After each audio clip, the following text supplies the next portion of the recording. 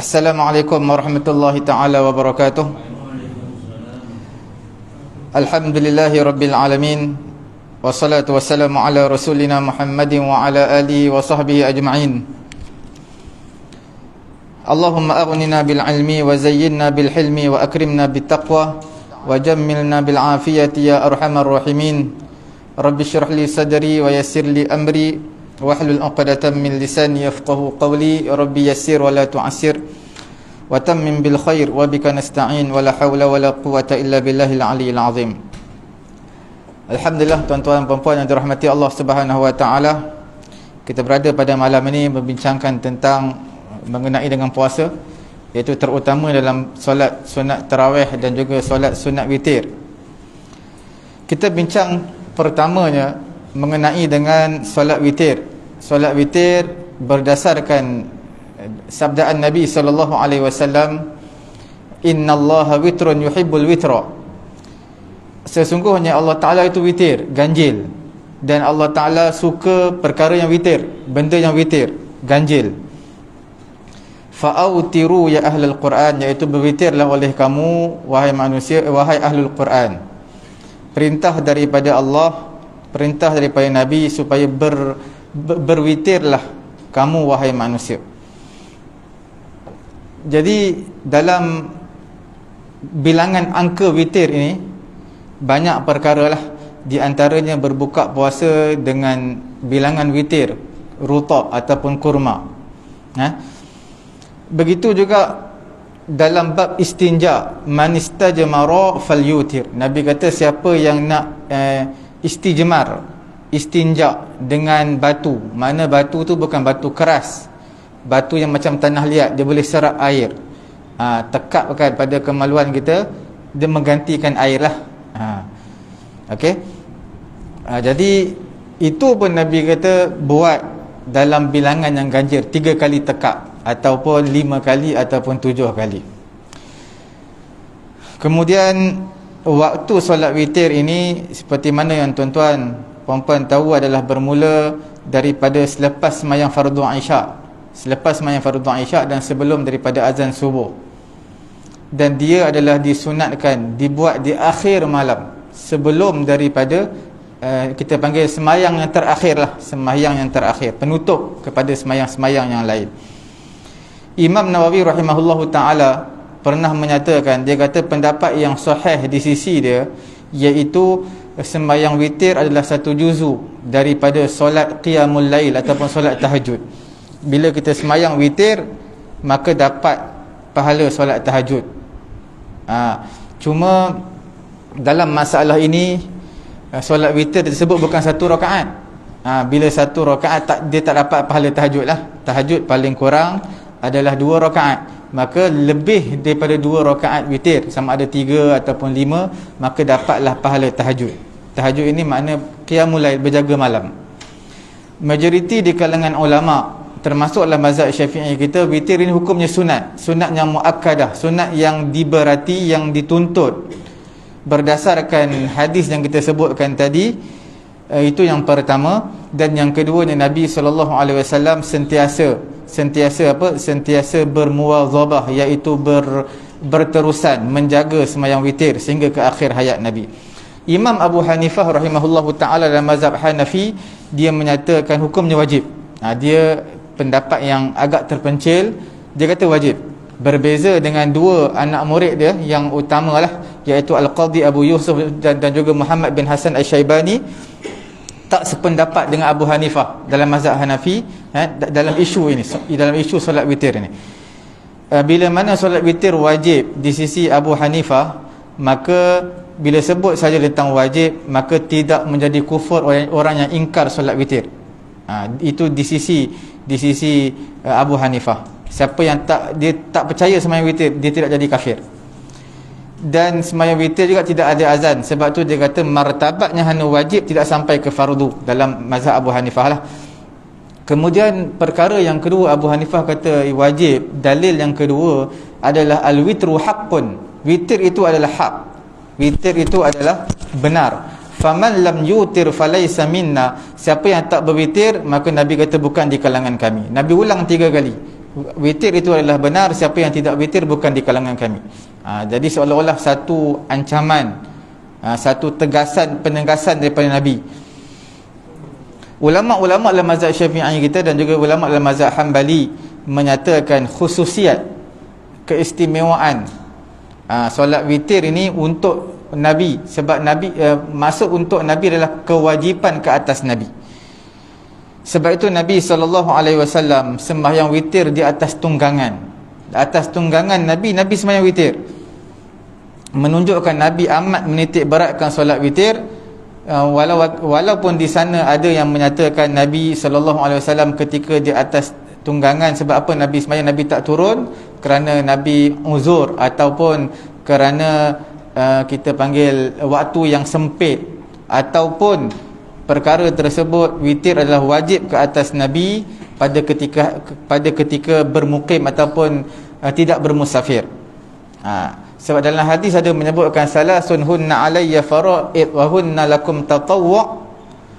3 perkara wajib ke atasku tetapi tidak sunat ke atas umatku, iaitu solat duha, ibadat korban dan juga solat witir. Walaupun hadis ni hadis yang lemah lah, jadi sebahagian ulama tidak mengambil sebagai dalil.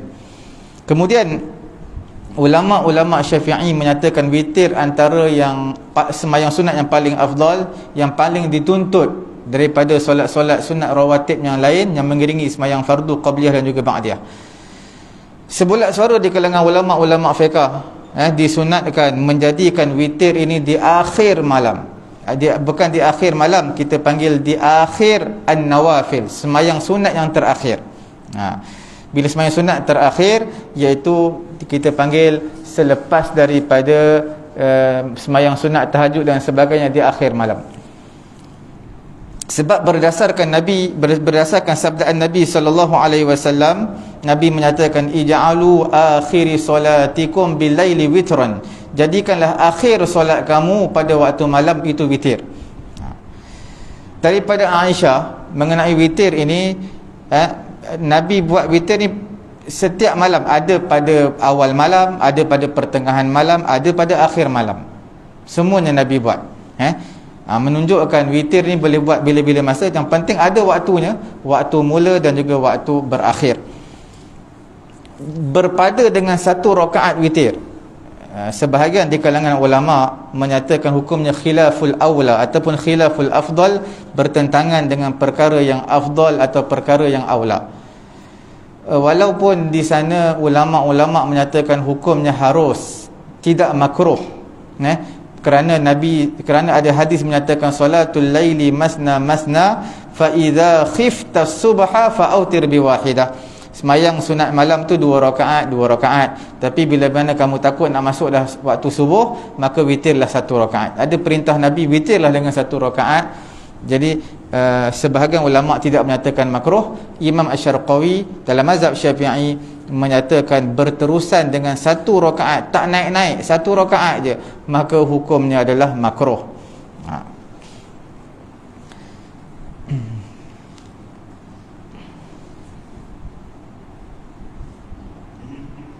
Okey.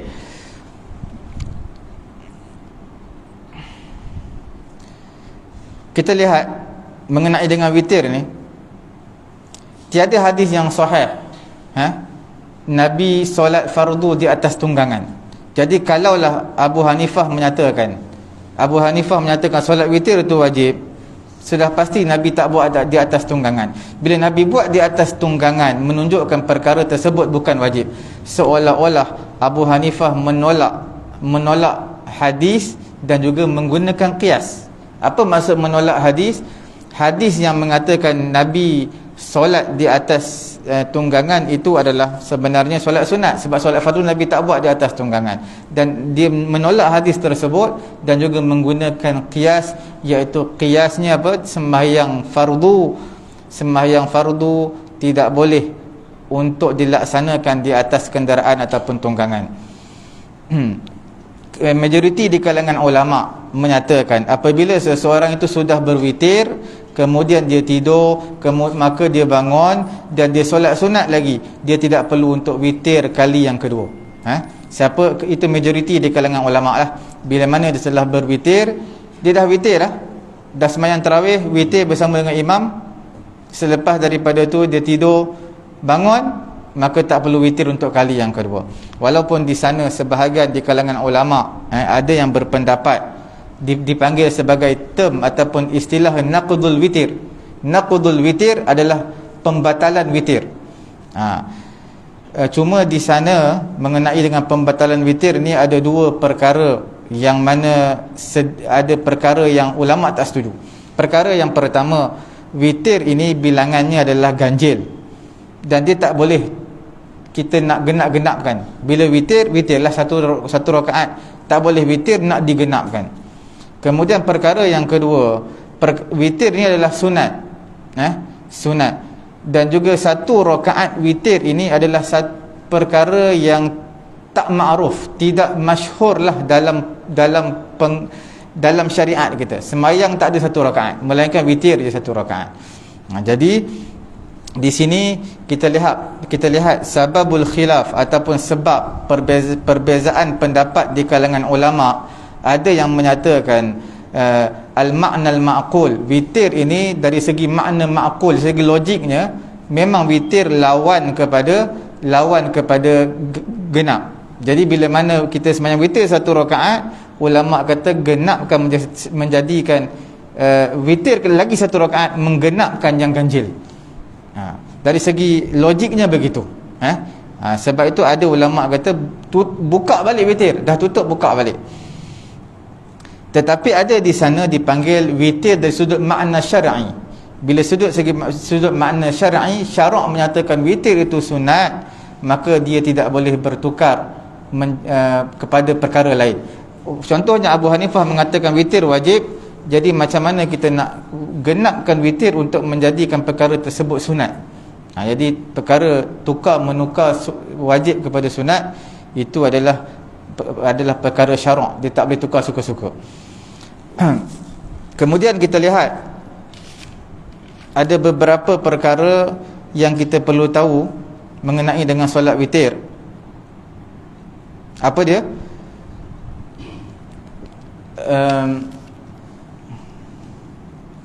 Dipanggil naqdul witir. Pembatalan witir ini pernah dibuat oleh Ibnu Umar dan juga satu golongan di kalangan sahabat Nabi. Sebab apa mereka buat ini? Sebab pernah ditanya kepada Ibnu Umar. Ibnu Umar kata, aku bila mana dah buat witir pada awal malam, kemudian aku tidur dan aku bangun, aku nak buat sembahyang, aku genapkan witir tadi satu rakaat lagi, ganjilkan witir satu rakaat menjadikan genap. Dia dah buat awal, kemudian buat sekali lagi menjadi genap. Itu adalah kita panggil apa yang Ibnu Umar nyatakan dalam hadis. Maka ulama menyatakan ini adalah asar, ataupun bukan hadis tapi asar ijtihad, pendapat daripada Ibnu Umar, dan tidak ada dalil yang menyatakan boleh witir satu rakaat kemudian buat lagi satu rakaat. Itu tidak ada dalil. Siapa yang buat perkara tersebut sebenarnya dia telah buat 3 kali witir, sedangkan Nabi SAW menyatakan la witra fi lailatin, tidak ada 2 witir dalam satu malam. Witir tidak ada apa? Tidak ada dalam 2 witir tidak ada dalam satu malam. Jadi bila mana kita dah buat witir kemudian tidur, buat witir lagi untuk kita buka balik, atau kita buka balik witir, sebab witir adalah penutup kepada semayang. Kita buka balik, sebenarnya bukan kata 2 witir, kita dah buat 3 witir. Pertama, witir sebelum tidur. Kedua, bangun daripada tidur, semayang witir lagi, buka witir, kemudian semayang sunat-sunat lain, akhir sekali witir lagi, 3 kali witir. Dalam kita tak sedar. Jadi hukumnya secara umum, sembahyang melakukan solat selepas daripada witir, hukumnya adalah harus, tidak makruh. Buatlah witir, kemudian sembahyanglah sunat apa-apa pun, tidak ada ulama menyatakan hukumnya makruh. Kerana Nabi SAW sembahyang selepas daripada witir 2 rakaat ada Nabi sembahyang duduk. Jadi nak menunjukkan sembahyang witir ni memanglah Nabi kata ij'alu akhiri salatikum bilaili witron, jadilah sembahyang akhir kamu, sembahyang sunat akhir sembahyang witir, bukan menunjukkan wajib. Itu perkara yang kita perlu tahu. Nabi sarankan, hukumnya sunat. Kemudian witir ini disunatkan selepas daripada witir. Apa yang kita perlu baca, iaitu selepas daripada 2 rakaat, selepas daripada 1 rakaat, habis 3 rakaat witir. Apa yang disunatkan, iaitu disunatkan membaca subhanal malikil quddus, subhanal malikil quddus, subhanal malikil quddus 3 kali. Kita selalunya, orang Melayu kita baca juga, tapi tak baca lepas witir. Dia baca sebelum witir. Subhanal malikil quddus, subhanal malikil hayyil ladzi la yamutu wa la yanamu wa la yafutu abada. Tapi saya tak tahu ambil daripada mana lah. Saya tak tahu. Mungkin ada ulama-ulama karang lah. Tapi apa dalam hadis menyatakan selepas daripada witir, selepas selesai semua witir 3 rakaat, maka baca 3 kali subhanal malikil quddus, subhanal malikil quddus 3 kali. Kemudian berdoa, Allahumma inni a'udzu bi ridhaka min sakhatik wa bi mu'afatika min 'uqubatik wa bika minka la uhsi sana'an 'alaika kama asnaita anta kama asnaita 'ala nafsik. Itu disunatkan baca lepas daripada witir lah.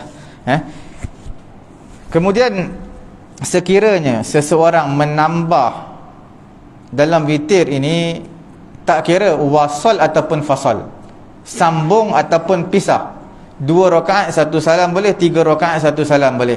Mana yang afdal? Sebahagian surah buat 3 rakaat terus. Dalam mazhab Hanafi, fasal menyambung sembahyang witir 3 rakaat itu lebih afdal. Berbeza dengan mazhab Syafi'i, 2 rakaat beri salam kemudian 1 rakaat, itu yang afdal. Kalau buat 3 rakaat terus pun boleh, 11 rakaat terus pun boleh juga witir, tak jadi masalah.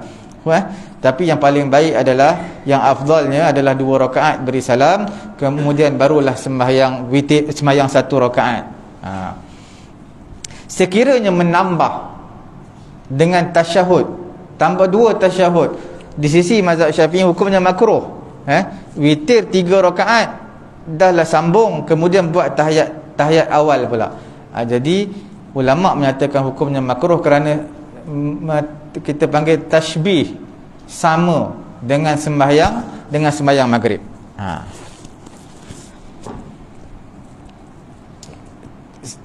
Paling banyak 2 tasyahud awal, tasyahud akhir untuk sembahyang witir. Tak kira sebelah rakaat ke, tuan-tuan berapa banyak rakaat secara bersambung, 2 tasyahud saja. Kalau buat lebih, hukumnya batal sembahyang. Kemudian waktu yang paling afdal melaksanakan solat witir yang kita bagi tahu tadi adalah di akhir malam, melainkan kalaulah tuan-tuan rasa tuan-tuan tak boleh bangun malam, tak boleh bangun dah, mana esok ni kalau bangun mesti dah azan subuh sebab letih sangat, itu barulah disunatkan buat awal. Kalau rasa boleh bangun awal esok, maka buatlah, lewatkan sembahyang. Berdasarkan sabdaan Nabi kata, man khafa minkum alla yastayqidhu min akhiril lail falyutir min awwalil lail thumma yarqud. Siapa yang takut tak bangun akhir malam, witirlah pada awal malam. Kemudian baru dia tidur. Wa man tama'a minkum an yaquma min akhiril lail falyutir akhirul lail. Falyutir akhirul lail. Siapa yang rasa dia boleh bangun akhir malam, witirlah di akhir malam. Diriwayatkan pernah sekali Nabi bertanya kepada Abu Bakar, mata tutir, bila kamu witir? Maka Abu Bakar kata apa? Abu Bakar kata, utiru summa anam, aku witir kemudian aku tidur, kemudian aku bangun. Maka Nabi SAW menyatakan, akhadta bil hazam, iaitu kamu mengambil langkah berhati-hati. Mengambil langkah berhati-hati, witir pada awal malam lepas sembahyang isyak. Diriwayatkan juga Nabi pernah bertanya kepada Umar, mata tutir, bila kamu berwitir? Sayyidina Umar kata, anamu summa aqum summa utir, aku tidur dulu kemudian aku bangun kemudian aku berwitir. Kemudian Nabi kata, akhadha hadza bil quwwah wa hadza afdal. Orang ini, Sayyidina Umar ini mengambil dengan rasa kekuatan dan keyakinan. dia akan bangun esok, dan inilah yang afdal, Nabi kata. Inilah yang afdal. Bukan Nabi kata ini yang lebih afdal, ulama menyatakan inilah yang lebih afdal. Okey. Kita bagi tahu witir ini hanya sekali, tak ada dua kali. Cuma sebahagian di kalangan sahabat, seperti mana kita bagi tahu tadi, Sayyidina Ali ibnu Umar, dan juga beberapa orang di kalangan sahabat, mereka menggunakan cara naqdul witir, pembatalan witir. Macam mana pembatalan yang saya bagi tahu tadi? Semayang witir, kemudian tidur, kemudian nak bangun witir satu rakaat lagi. Sebab apa mereka buat? Sedangkan Nabi bagi tahu la witrani fi lailah, tidak ada dua witir dalam satu malam. Maka ada ulama jawab, hadis tersebut la witrani fi lailah, tidak ada dua witir dalam satu malam, hadis tersebut tak sampai kepada mereka sahabat-sahabat Nabi ini. Sebab itu mereka buat dua witir. Hadisnya la witrani fi lailah, tidak ada dua witir dalam satu malam, dalam hadis kitab Imam An-Nasai pun ada, dalam kitab Imam At-Tirmizi pun ada, kemudian dalam kitab Abu Daud pun ada. Kemudian Ibnu Hajar pernah memfatwakan, man sallal witr salasan, siapa yang dah sembahyang witir 3 rakaat, maka dia boleh lagi nak sembahyang sembahyang baki yang lain dengan niat witir juga. Dia dah sembahyang 3 rakaat bersama dengan imam witir, kemudian bangun tengah malam dia nak witir lagi, boleh, tapi jangan buat witir ganjil lah, buat witir genap. Sebab dia dah buat dah witir 3 rakaat, 3 rakaat dah buat bersama imam, dan dia buat witir lagi boleh. Buat witir yang penting sampai 11 rakaat, jangan lebih 11. Ini pendapat Ibnu Hajar ini adalah bertentangan dengan pendapat Imam Romli. Imam Romli tak setuju. Imam Romli kata kalau dah buat 3 rakaat witir, tak boleh buat witir lagi dah. Dah habis dah. 3 rakaat sudah ganjil, tak boleh nak tambah-tambah sampai 11 rakaat. Dua-dua pendapat Imam Romli, Imam Ibnu Hajar ini diguna pakailah. Maknanya siapa yang kata dah witir 3 rakaat, tak boleh buat witir lagi sampai 11, itu pun betul pendapat Imam Ibnu Hajar.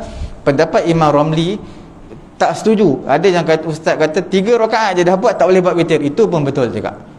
Dua-dua pendapat ini diguna pakai di Malaysia kita, kerana dua-dua Imam Romli, Imam Ibnu Hajar adalah ulama mutaakhirin yang terkemudian dalam mazhab Syafi'i. Kerana witir yang paling sempurna adalah 11 rakaat, walaupun 11 rakaat itu dicelahi dengan sembahyang-sembahyang yang lain. Maksudnya, tuan-tuan sembahyang witir 2 rakaat dulu, kemudian esok bangun tidur 1 rakaat lagi, boleh, tak jadi masalah. Tengah-tengah tu sembahyang sunat, macam-macam sembahyang sunat. Lepas daripada tarawih buat witir bersama dengan imam 2 rakaat contoh, kemudian tidur, bangun tidur, semayang, kemudian buat witir lagi, ganjil dengan 1 rakaat, boleh, tak jadi masalah. Daripada Aisyah radhiyallahu taala anha, maka Rasulullah sallallahu alaihi wasallam yazid fi Ramadan wala fi ghairihi ala 11 rakaatan. Nabi sallallahu alaihi wasallam tak tambah pada bulan Ramadan ataupun pada bulan yang lain 11 rakaat. Sembahyang 11 rakaat. Daripada Ummu Salamah, dia kata Nabi sembahyang 13 rakaat. Sembahyang malam. Maka ulama memahmulkan, meletakkan ya 13 rakaat tu maknanya sunat isyak 2 rakaat. Jadi 13 tu asalnya 11 rakaat sahaja.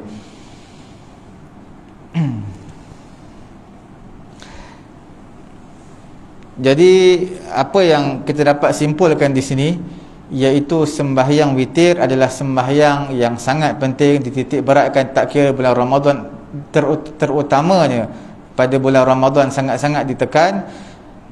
Dan juga solat witir ini, apa bacaan yang disunatkan baca? Rakaat yang pertama sabbihisma rabbikal a'la, rakaat yang kedua qul ya ayyuhal kafirun, dan rakaat yang ketiga adalah 3 qul. Ada orang baca qul Allahu ahad sahaja rakaat ketiga. Itu juga ada pendapat daripada ulama Hanafi yang menyatakan rakaat yang terakhir baca qul Allahu ahad sahaja. Tapi orang kita baca qul Allahu ahad sahaja bukan sebab bertaklid kepada apa yang dikatakan oleh ulama Hanafi, sebab mereka nak ringkas. Tapi yang disunatkan tu 3 qul dibacakan pada rakaat yang ketiga, dan rakaat yang kedua qul ya ayyuhal kafirun. Menjadi budaya yang telah dibudayakan oleh masyarakat Melayu kita, tiba malam 16 jadi ubah. Apa dia, rakaat kedua bukan lagi qul ya, tetapi baca inna anzalna. Tidak ada sabit daripada hadis yang menyatakan Nabi baca inna anzalna.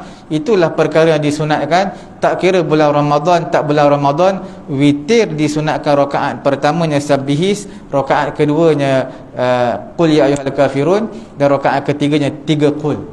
Tak kira lah kita buat 3 rakaat ini pada bulan Ramadan ataupun pada bulan-bulan yang lain. Okey, boleh faham setakat tu witir Ada apa-apa soalan mengenai witir? Apa dia tu? Misal kata kita buat 3 rakaat. Ya. Kalau kita dah baca 3 qul pada witir yang ketiga, pada rakaat yang ketiga, kena baca 3 qul atau Fatihah saja? Rakaat yang ketiga. Rakaat berturut-turut.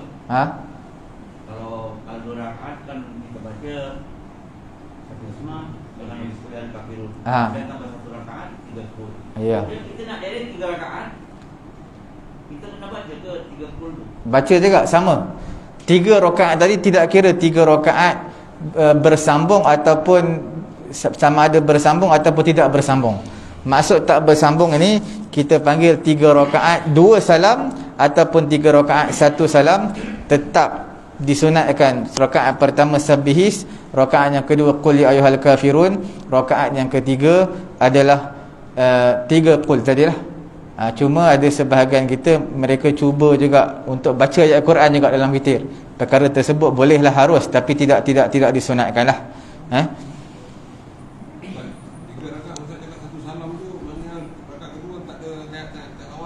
Rakaat kedua tak ada.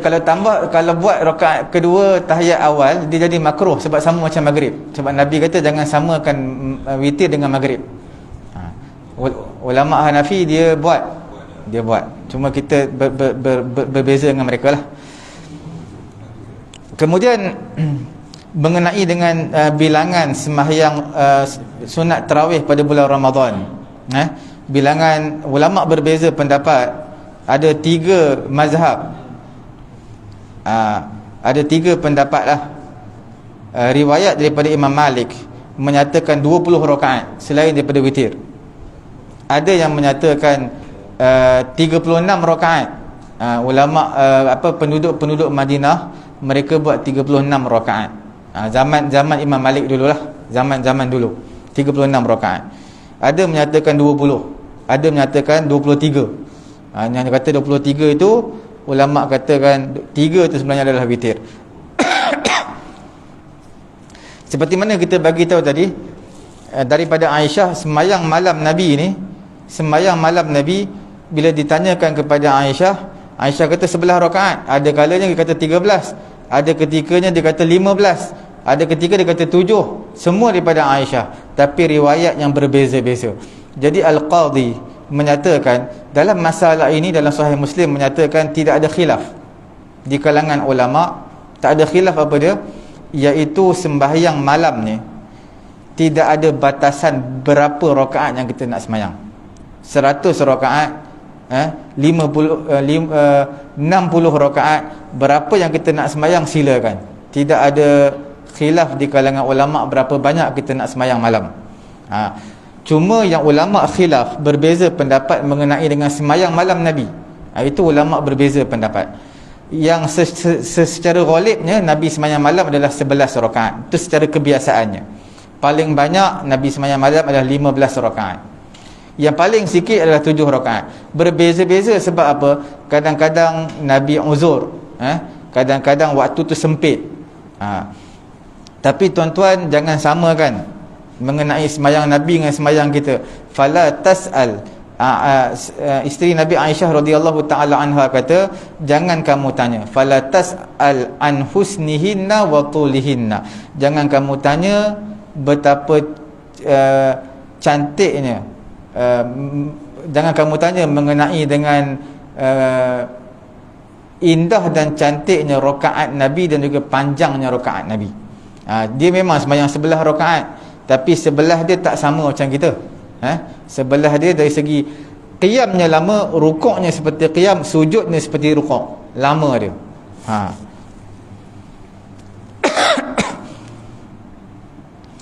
Jadi di sini ada ulama dia menyokong, iaitu dia kata tatwilul qiyam wal qira'ah fihi afdal min takthir ruku' was sujud. Panjangkan qiyam itu, berdiri panjang itu lebih afdal. Itu lebih afdal berbanding dengan banyak rukuk banyak sujud. Banyak rukuk banyak sujud mana banyak rakaat. Banyak rakaat dengan berdiri lama baca Quran, mana lebih afdal? Ulama menyatakan berdiri lama baca Quran itu lebih afdal daripada kita banyak rakaat tapi baca pendek-pendek. Solat tarawih ni boleh qada ataupun tidak? Satu kaedah yang sangat penting saya nak bagi tahu kepada tuan-tuan dan juga puan-puan dirahmati Allah, iaitu sembahyang yang berwaktu. Sembahyang yang berwaktu kalau tertinggal, tak kira sengaja ke ataupun terlupa ke, maka hukumnya sunat untuk qada. Sembahyang yang berwaktu, witir ada waktu ada, maka tertinggal ataupun sengaja tak buat sebab letih sangat ke apa ke, boleh qada. Sembahyang tarawih ada waktu dia. Sembahyang tarawih ini waktunya bila?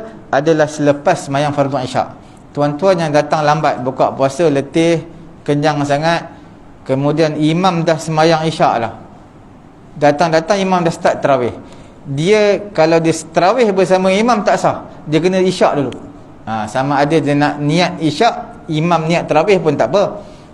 Tapi jangan sembahyang tarawih dulu sebab dia tak buat isyak. Sebab syarat untuk sembahyang tarawih kena isyak dulu. Macam juga witir.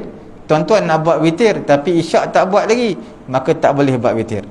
Kalau buat witir sebelum tarawih boleh juga, cuma dia jadi pelik lah, sebab witir ni sepatutnya letak di akhir malam. Imam Al-Kasani dalam mazhab Hanafi lah, dia bagi satu konsep yang mana bagus juga untuk kita konsep ni. Dia kata apa? Ma amara Umar min babil fadilah. Sayyidina Umar ini ada riwayat menyatakan dia buat 20 rakaat. Pada asalnya 11 rakaat dia buat lah. Sayyidina Umar ni pada asalnya 11 rakaat. Tapi 11 rakaat tu bukan macam 11 rakaat kita lah, macam Nabi punya semayang. Pada zaman Nabi 11 rakaat. Cuma Nabi ni dia hanya buat 2 malam atau 3 malam saja secara berjemaah. Nabi buat seorang-seorang, tiba-tiba datang sahabat-sahabat ikut belakang Nabi, jadi ramai. Malam kedua tengok makin ramai, malam ketiga tengok makin ramai. Lepas daripada tu Nabi tak keluar dah semayang. Sahabat-sahabat tunggu bila Nabi nak keluar ni, nak jadi imam semayang ni, tak keluar dah. Nabi kata apa? Inni khasyitu, aku takut akan difardukan kepada kamu sembahyang malam ni. Sebab tu Nabi tak keluar dah. Nabi sembahyang seorang-seorang dekat rumah. Sebab itu bila disebut tentang sembahyang tarawih, adakah sembahyang tarawih lebih afdal ataupun sembahyang sunat rawatib lebih afdal? Sembahyang tarawih lebih afdal ataupun sembahyang sunat rawatib lebih afdal? Ada ulama kata sembahyang rawatib lebih afdal. Sebab sembahyang rawatib ini Nabi jaga berterusan. Sembahyang tarawih ini Nabi tak jaga berterusan. Nabi jaga berterusan cuma tak secara berjemaah. Nabi buat beberapa kali je. Ulama dalam mazhab Hanbali dia kata apa? Sebenarnya kita lihat mana sembahyang sunat yang disunatkan secara berjemaah, itu yang paling afdal berbanding sembahyang-sembahyang sunat yang tidak disunatkan berjemaah. Kita tengok Imam Al-Kasani kata apa? Dia kata apa yang disuruh oleh Sayyidina Umar asalnya 11 rakaat. 11 rakaat tapi baca panjang-panjang lah. Satu rakaat ratusan ayat baca. Satu rakaat. Makna dia boleh khatam Quran dalam masa sebulan dalam sembahyang beberapa kali. Lebih daripada sekali. Itu pada zaman Sayyidina Umar. Kemudian bila mana datang pada zaman kita sekarang ini, apa yang paling afdal? Iaitu imam membaca mengikut keadaan makmum, mengikut keadaan makmum di sesebuah surau ataupun masjid. Macam mana dia nak baca banyak mana? Ikut kepada kadar yang telah dibincangkan. AJK masjid ataupun surau, mereka bincangkan kadarnya berapa lama. Sebenarnya bila tentukan kadar, macam mana nak tentukan kadar? Imam saja tahu. Macam mana imam saja tahu? Tanya kepada AJK dan juga pengurusi, nak habis semayang lebih kurang pukul berapa? Dia kata kami kalau boleh paling lambat 10.30. Imam akan bajet sebelum 10.30 akan habis. Kalau bajet pukul 10, dia akan habis sebelum pukul 10. Dia akan tahu baca banyak mana dan berapa muka surat dia nak baca, berapa ayat yang imam nak baca. Jadi di sini imam membaca mengikut kadar kemampuan jemaah, yang jemaah tidak akan rasa bosan dan lari daripada semayang tersebut. Sebab pada zaman Nabi, Muaz jadi imam, Muaz bin Jabal jadi imam. Dia baca panjang-panjang, seorang sahabat dia ada hal, kemudian dia keluar, maka dapat tahu kepada Muaz, dia kata itu adalah orang munafik. Padahal dia bukan munafik. Dia jumpa dengan Nabi, dia sebenarnya ada hal, ada urusan, tapi sebab isyak baca panjang sangat. Jadi sebab itu baca tidak perlu panjang. Nak baca panjang-panjang, baca seorang, ataupun baca dalam keadaan jemaah semua setuju, baca panjang. Kerana mereka melihat kepada illah, iaitu membanyakkan jemaah itu lebih afdal berbanding memanjangkan bacaan. Tuan-tuan baca pendek, baca yang sedang lah, itu meraihkan jemaah suka, kemudian jemaah semakin ramai, itu lebih baik berbanding tuan-tuan nak jaga imam, nak jaga baca yang panjang-panjang tapi jemaah tak suka, last sekali berkurangan, last sekali imam dan juga Bilal dan pengerusi dan AJK sahaja. Okey. Kat semua ni macam mana Ustaz? Boleh nak tanya kalau kita dalam subjek ni. Saya guna-guna pun tak apa.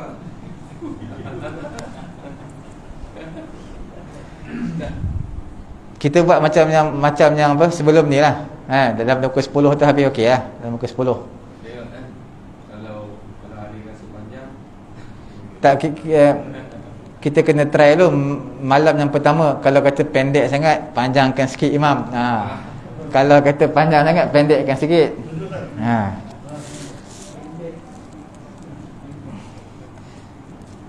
Kemudian sebulat suara di kalangan ulama-ulama fiqh. Ulama fiqh sebulat suara disyariatkan beristirahat selepas 4 rakaat. 4 rakaat itu mana kita berehat seketika. Sebab apa kena berehat? Al-mutawaris anis salaf. Sebab apa dalil yang kata kena rehat selepas 4 rakaat? Tuan-tuan tahu bila sembahyang tarawih itu makna apa? Tarawih itu adalah plural daripada tarwihah, rehat, iaitu tarawih itu maknanya apa? Kerehatan untuk apa? Kerehatan untuk diri, jiwa, kerehatan. Macam mana? Dengan cara kita rehat seketika daripada sembahyang. Apa dalil dia? Kita tak ada dalil. Cuma ulama-ulama dulu mereka buat macam tu. Ulama-ulama salaf mereka buat begitu. Jadi ulama-ulama Hanafi pun menyatakan disunatkanlah sementara tunggu setiap antara 4 rakaat dengan 4 rakaat, maka buatlah, sibukkanlah diri dengan apa? Sibukkanlah diri dengan sembahyang seorang-seorang, ataupun membaca Quran, ataupun bertasbih. Cuma di Malaysia kita tak buat sembahyang seorang-seorang lah. Berehatnya kita tak minum teh, tak minum kopi belakang. Itu lepas tarawih. Berehatnya kita adalah dengan cara kita selawat. Selawat. Selalunya 2 rakaat itu selawatnya pendek. 4 rakaat tu selawatnya panjang sikit. Panjang sikit daripada 2 rakaat. Itulah makna tarwihah, iaitu rehat. Antara 4 rakaat dengan 4 rakaat, rehat sama ada nak baca Quran, ataupun nak berzikir, nak bertasbih, ataupun apa-apa, ataupun nak diam saja pun tak apa. Cuma rehat kita ni rehat pendek je, selawat pendek je, ringkas. Panjang pun panjang sikit. Sebab apa? Sebab semayang kita pun pendek, sesuailah rehat pendek. Ulama dalam mazhab Hambali mereka kata tidak mengapa kalau tak ambil istirahat ni. Memanglah perkataan tarawih itu maknanya beristirahat. Boleh tak kita tak perlu berehat? 2 rakaat bangun, 2 rakaat bangun, 2 rakaat bangun sampai pukul 11.30 malam. Boleh? Kita tak gunakan perkataan tarawih itu pun tak apa. 2 rakaat bangun, 2 rakaat bangun. Boleh. Dan tidak ada doa yang khusus di antara 4 rakaat ataupun di antara 2 rakaat ataupun waktu istirahat 4 rakaat itu tidak ada doa yang khusus. Apa-apa doa kita boleh baca. Selalu kita baca Allahumma inni as'aluka Allahumma inna nas'aluka ridhaka wal jannah wa na'udzubika min sakhatika wan nar. Allahumma innaka afuwun karim tuhibbul afwa fa'fu anna. Jadi selalu kita baca doa tu. Tak apa baca doa apa-apa pun tak apa. Macam khutbah Jumaat lah. Antara dua khutbah Jumaat, duduknya khatib di atas mimbar, makmum boleh doa apa yang mereka nak. Bukan Bilal yang doa. Bilal doa dia seorang aja. Kadang-kadang dia pun tak tahu maksud apa yang dia baca doa. Dia baca panjang-panjang selawat, dia pun tak tahu maksud apa. Sepatutnya kita doa apa yang kita ada hajat. Tapi bukanlah perkara tersebut salah. Apa-apa pun kita boleh buat. Nak baca doa apa pun tak apa sebenarnya. Cuma Imam As-Suyuti menyatakan sembahyang 20 rakaat tarawih daripada Nabi itu memang tak ada hadis lah. Tidak pernah berlaku. Okay, tak pernah berlaku sembahyang 20 rakaat daripada Nabi. 20 rakaat ni revolusi yang pernah dibuat oleh Sayyidina Umar.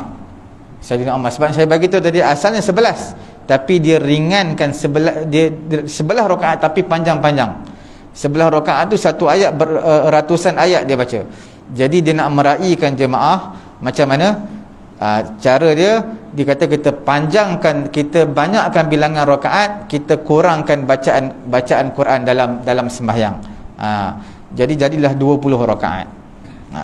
Dengan cara meraihkan, dia mendapat fadilat iaitu banyak rukuk, banyak sujud, dan juga boleh kita panggil kesederhanaan dalam meletakkan pembacaan Quran tak berapa panjang sangat. Okey. Solat tarawih ini, adakah solat boleh buat selepas daripada bangun tidur? Adakah dianggap sebagai tahajud?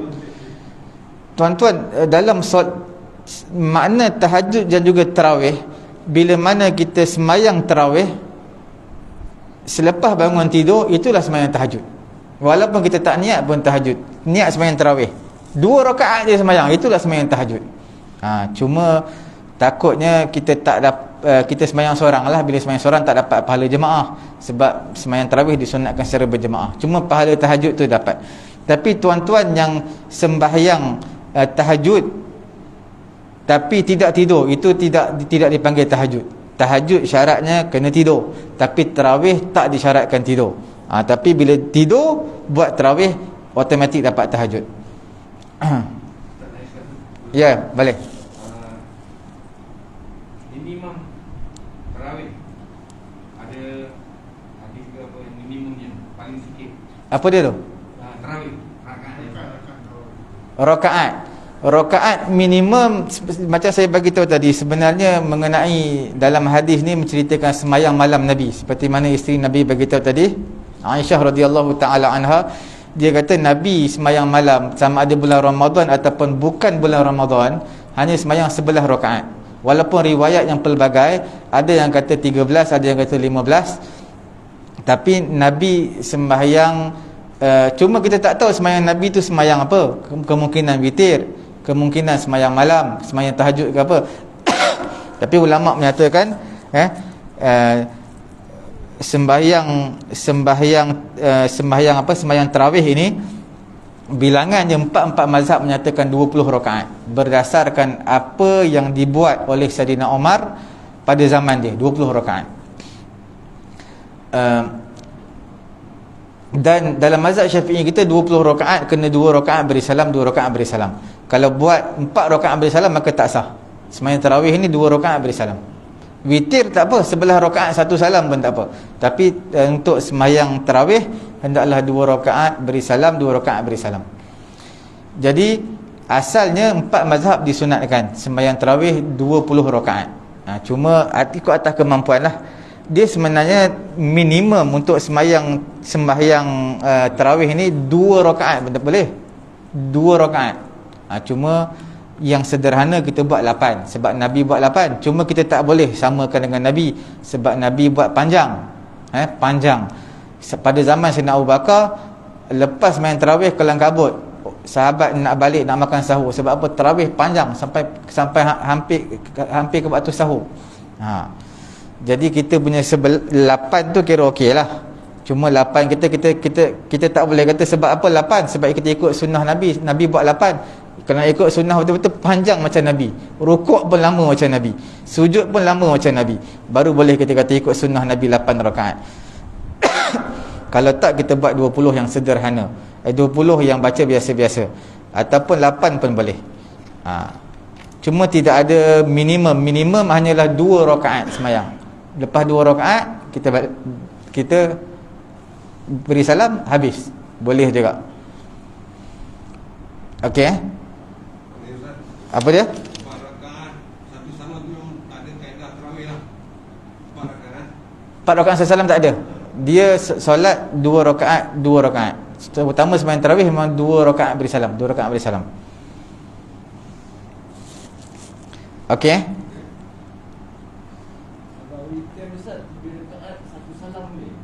Witir boleh. Witir 3 rakaat satu salam. Dalam mazhab Hanafi 3 rakaat satu salam. Dalam mazhab Syafi'i kita tak.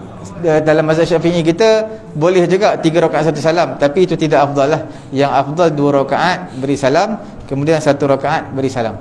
Itu yang terbaik lah.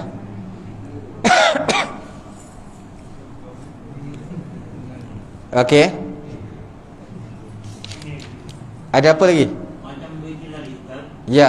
Andai kata tak hafal hadis semalam, boleh tak ganti dengan yang lain? Apa dia tu? Kalau witir, kita akan baca Tafsirna, Al-Kafirun dan juga Qul. Andai kata orang itu tak hafal hadis semalam, boleh tak diganti dengan yang lain? Oh, dia kalau dia tak hafal, dia boleh ganti juga dengan surah-surah lain, sebab itu bukan perkara wajib. Dia hukumnya sunat, boleh. Sebab itu sebahagian tempat dia baca ayat Quran juga. Dia baca ayat Quran juga. Jadi hukumnya bukan wajib lah, hukumnya sunat dia. Sabih isma rabbikal a'la rakaat pertama, rakaat yang kedua qul ya ayyuhal kafirun.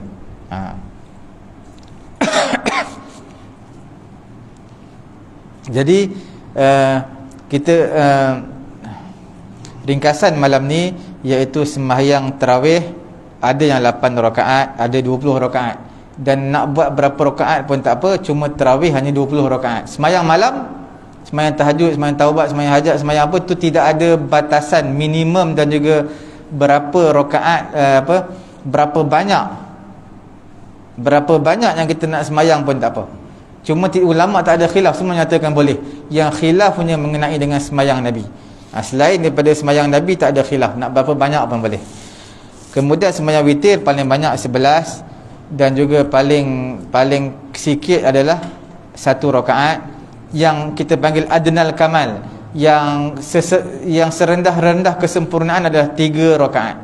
Witir ni saya pernah jadi imam tarawih dekat pokok sana, dia boleh bawa rakaat minggu pertama 3 rakaat witir, minggu yang kedua dia bawa 5 rakaat, minggu yang ketiga dia bawa 7 rakaat. Tapi yang ajaibnya, satu jemaah pun tak ada yang keluar, semua ikut apa yang imam kata, semua ikut. Kalau imam kata sebelah rakaat, sebelah. Tapi setakat ni yang paling tinggi 9 lah. 9 rakaat witir. Bayangkan malam kita, dalam satu malam saya akan habiskan baca 1 juzuk lebih. 1 juzuk lebih sikit lah. Maknanya bacaan yang sederhana je, tak ada laju pun. Dalam pukul 10 suku habis, atas 10.30. Kemudian tambah lagi witir dengan 5 rakaat, 7 rakaat, lah pukul 11 lebih boleh habis, 11 lebih. Tapi jemaah itu kuat-kuat lah. Sebab yang perlu kita tahu di situ kampung tau. Bila kampung ni dia tak terikat sangat dengan pekerjaan office ke apa. Jadi dia ikut dia je. Dia rasa esok dia nak masuk bendang, dia masuk. Esok dia rasa dia nak kerja toreh getah, dia pergi. Jadi itu perbezaan kita orang bandar dengan orang kampung lah. Okey.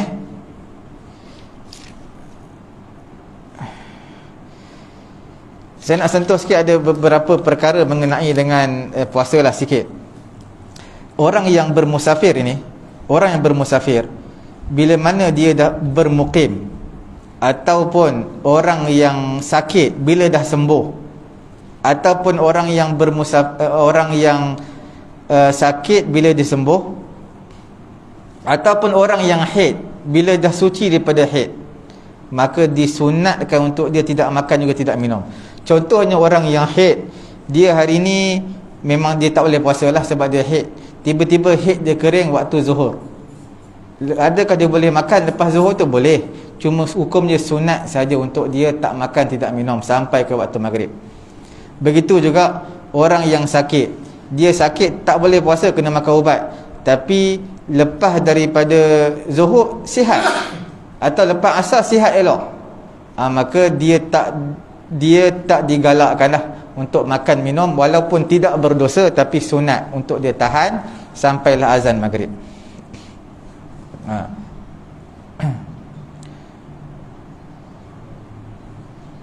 Okey. Orang yang musafir pun sama. Orang musafir dia boleh buka puasa. Dia boleh buka puasa. Cuma bila mana dah sampai tempat destinasi dia, dah hilang dah dia punya title ni, title nama musafir tersebut, maka dia dah tak boleh makan, tak boleh minum sepatutnya. Maka hukumnya pada ketika itu disunatkan dia tidak makan, tidak minum. Walaupun dia boleh makan, dia boleh minum, sebab dia memang tak berpuasa. Cuma syarat orang yang bermusafir dalam mazhab Syafi'i kita ni, untuk melayakkan dia tidak berpuasa adalah dia kena keluar sebelum azan subuh. Sebelum azan subuh tu dia kena keluar daripada rumah dia. Sudah start bermusafir maknanya sebelum azan subuh. Jangan pula azan subuh, jangan pula bermusafir tu pukul dia punya safar zuhur, maka dia dah buka puasa awal-awal lah. Sebelum zuhur dia dah makan tengah hari dah. Jadi dia kena bermusafir sebelum azan subuh untuk melayakkan dia tidak berpuasa pada hari tersebut. Tapi ulama' menyatakan berpuasa itu lebih afdal lah sekiranya perjalanan yang biasa. Kalau perjalanan yang sungguh penat, maka boleh itu kita dibenarkan buka puasa, itu boleh buka puasa lah. Tapi kalau perjalanan yang biasa, yang tidak rasa penat sangat, macam kita lah, kita ada kereta kita, kadang-kadang kereta punya sedap, perjalanan 4 jam rasa macam setengah jam je. Jadi itu tak digalakkan untuk buka puasa. Hukumnya yang afdal, yang aula adalah dia berpuasa. Dan orang dia berbeza hukum orang yang berbuka puasa dengan sengaja. Dia tak puasa langsung hari tersebut. Sebab apa dia tidak berpuasa? Sebab dia tak puasa ni sebab dia malas nak puasa. Bila dia malas nak puasa, hukumnya wajib dia tahan diri dia daripada minum dan juga makan. Kalau dia dah sarapan pagi, hukumnya wajib dia tak boleh makan tengah hari, tak boleh minum selepas tu. Kalau dia makan pagi, dia anggap satu dosa. Dia minum lagi lepas tu, dia anggap satu dosa. Tengah hari pun dia buat, dia anggap satu dosa. Petang pun dia minum lagi, dia anggap satu dosa. Mana berlapik-lapik dosa dia. Sebab orang yang mana berbuka puasa dengan sengaja, maka hukumnya wajib dia tahan diri dia sampai buka puasa. Kalau dia rasa menyesal, maka kena tahan diri dia. Kalau tak rasa menyesal pun kena tahan juga. Kalau tak, dia anggap berdosa. Sama juga orang terlupa niat. Dia terlupa niat bulan Ramadan, niat puasa, dia kata batal lah puasa aku ni, maka makan minum, itu pun tak dibenarkan. Dia tak niat, batal puasa, dia kena qada, tapi puasa tetap kena puasa. Sebab bulan Ramadan tak dibenarkan makan dan juga minum. Ini kalau dia tak bertaklid lah kepada mazhab Imam Malik ataupun pendapat Imam Zufar ataupun riwayat daripada Imam Ahmad yang kita bincangkan pada minggu yang lalu. Okey, cukup sekadar tu dulu lah. Ada apa soalan tak? Ada soalan tadi, ada bagi kertas, baru buka. Dia kata kita dianjurkan untuk memberi orang berbuka puasa. Betul lah. Tetapi bagaimana pula kita bagi orang buka puasa, orang yang tak berpuasa yang makan? Tak apa.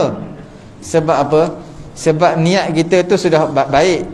Bila kita bagi orang buka puasa ni, sebenarnya kita kena tahu, dalam banyak-banyak kita bagi buka puasa, yang tak puasa tu mungkin seorang dua je, tak ada pun sampai separuh. Tak apalah. Sebab pada zaman Nabi pun pernah berlaku dia nak bagi sedekah, rupanya terbagi sedekah kepada tersampai sedekah tadi ke tangan apa? Orang yang melakukan zina. Last sekali dia bertaubat. Dia nak melakukan sedekah, terkena sedekah tadi kepada tangan si pencuri. Last sekali si pencuri itu menjadi orang insan lebih baik. Jadi mungkin tuan-tuan bagi makanan dan niat ikhlas, maka asbab dia makan makanan tuan-tuan, dia pula jadi orang yang dekat diri kepada Allah. Mana kita tahu kan? Jadi sebenarnya kita tak tahu, kita tidak boleh nilai seseorang itu mengikut apa akhlak ataupun apa yang ada pada diri dia lah. Kita hanya mampu kita buat yang terbaik. Allah Ta'ala cuma kita niat dalam hati kita, kita bagi makan semua ini supaya orang yang makan akan dapat mendekatkan diri kepada Allah Subhanahu Wa Ta'ala. Tak kira orang jahat ke orang baik, orang jahat akan jadi baik, orang baik akan menjadi lebih baik. Kemudian yang keduanya, soalan dia kalau ada hujan batu, adakah disuruhkan untuk kita makan air batu tu? Jadi air batu ni banyak tuan-tuan beli dekat kedai RM1 pun tak apa, dapat satu plastik besar lah. Buat apa kita nak kutip air batu yang dekat atap tu? Sebenarnya Nabi ajar bila mana hujan ni, hendaklah kita baca doa je. Allahumma sayyiban nafi'a. Allahumma sayyiban nafi'a. Wahai Allah, jadikan hujan ni hujan yang bermanfaat. Jadi bila sebut tentang perkara yang disunatkan dekat negara-negara Arab, mereka jarang turun hujan tau. Jadi bila mana turun hujan, disunatkan kita mandi hujan tadi. Buka baju kita biar air hujan tu kena pada badan kita. Itu bagi orang yang pada negara yang jarang turun hujan. Kita dah hari-hari turun hujan, takkan kita nak mandi hujan hari-hari. Jadi cuma kita baca doa je lah. Makan tu tuan-tuan beli kat kedai lah. Kata tentang air tu, untuk air batu tuan-tuan beli kat kedai. Okey, cukup sekadar tu lah. Mudah-mudahan Allah Ta'ala beri kefahaman kepada kita. Okey, kita tutup majlis kita. Ada apa soalan? Tak ada. Kita tutup majlis dengan tasbih kafarah. Subhanallahumma wa bihamdihi, subhanakallahumma wa bihamdika, asyhadu an la ilaha illa anta, astaghfiruka wa atubu ilaik. Bismillahirrahmanirrahim. Alhamdulillahi rabbil alamin, wassalatu wassalamu ala rasulina Muhammadin wa ala alihi wa sahbihi ajma'in. Allahumma anfa'na bima 'allamtana wa 'allimna ma yanfa'una wa zidna 'ilma. Alhamdulillahi ala kulli hal wa na'udzu billahi min hali ahli an-nar. Wa sallallahu ala sayyidina Muhammadin wa ala alihi wa sahbihi ajma'in. Alhamdulillahi rabbil alamin.